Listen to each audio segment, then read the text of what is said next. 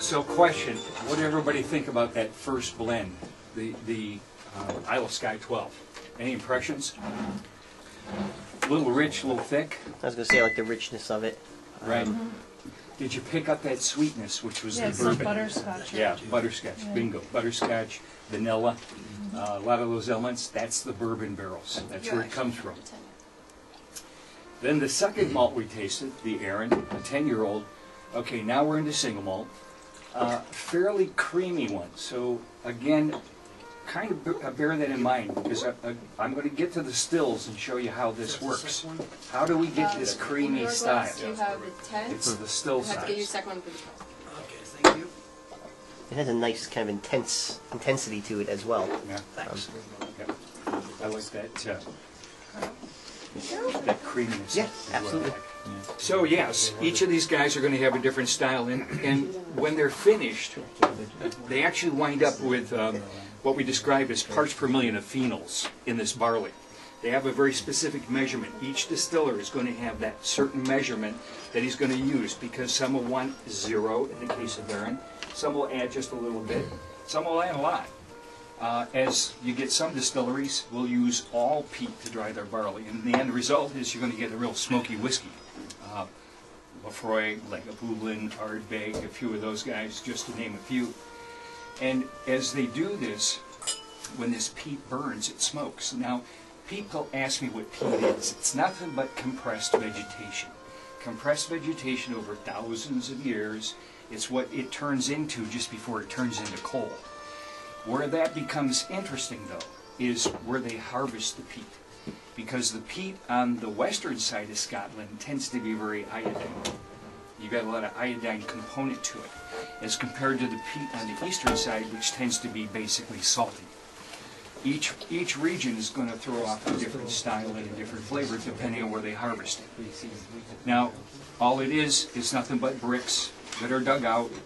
They let these bricks dry, and eventually they'll use that for fuel. I want to give you a little bit of trivia here.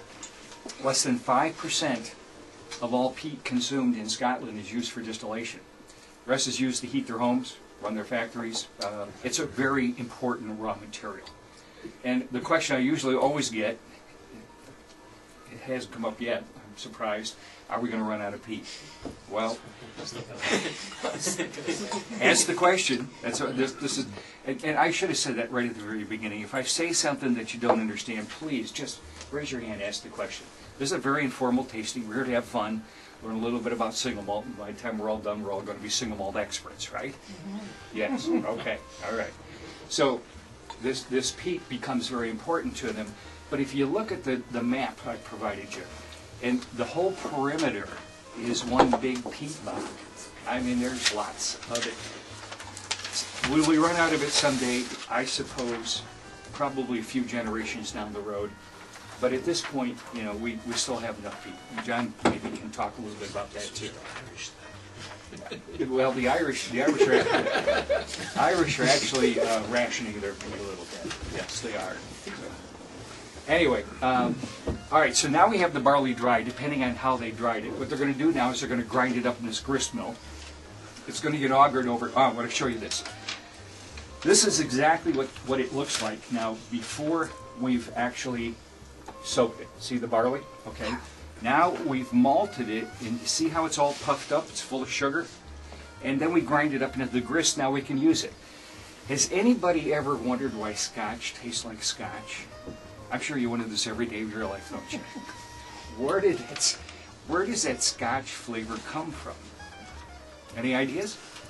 Guesses? Scotland. Scotland. That's a good guess. Scotland, yeah. The barley in the stills? The barley in the stills, but go back. The water. Go back to the beginning. What happened to this? We soaked it in water. That is the only distilled spirit that will use that process to transfer the sugar.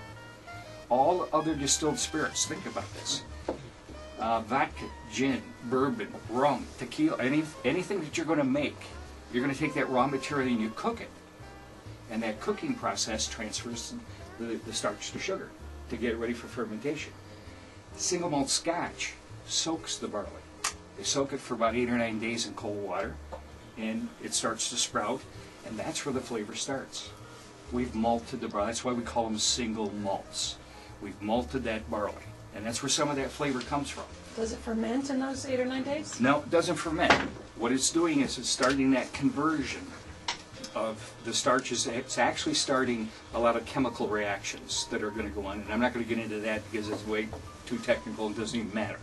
The point is, it starts that process, but those waters that each one of these distillers use become now important because that's what they're using to start their process their barley with. If you were to drink that water, would it taste sweet? No, it wouldn't taste sweet. It'd just be regular water, but it'd be the difference of tasting a heavily mineral water versus a very soft water that's been processed. You know, you can't taste it, but you can feel it. See what I'm saying? Yeah. Yeah. Okay. So anyway, we have the barley. Now it's ready to go. So what we're going to do now is grind it up, and we're going to shovel it over here into the mash tun. Mash tun looks like this. This is an old-fashioned one. Shovel the grist in here, and what we're going to do now is take some water.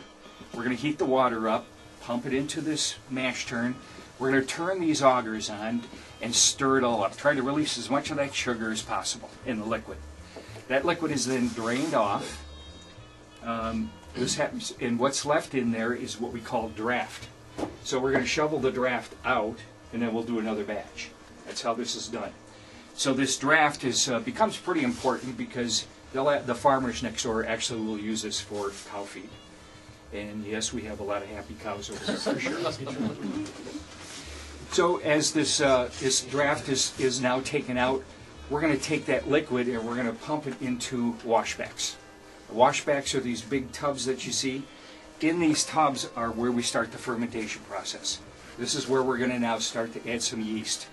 Now, here's again where it becomes important and each distiller becomes unique.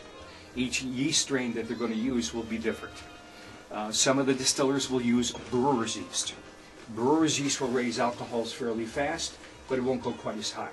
Whereas some distillers will use distiller's yeast. Those alcohols will get a little higher, takes a little bit longer for the fermentation. And some guys will use combinations of both. But what they're basically doing, and what they wind up with here, is when they're finished is fermented wort or beer. That's exactly what they make is beer. And that's exactly what single malt is nothing but distilled beer. And yes, you could take 55 gallons of Budweiser and distill all the alcohol out of it, and you have single malt. Wouldn't be real good, but it would be single malt of sorts. Big difference, though, between a commercial beer like Budweiser that will use one element that this beer won't use. Anybody? Corn. No? One element. What is it? Hops. Hops. Hops. You got it. Hops. So this beer is nothing but barley, yeast, and water, right? Very simple. Real, nothing to it. Not quite, because now comes the complexity. You've got your beer, and every one of these distillers are going to wind up with a different tasting beer, based on how they treated their barley, the water source, the yeast strains, all these different things, right? So now they've got this beer. Now we have to distill it, separate the alcohol from the liquid, and that's the job of the stills.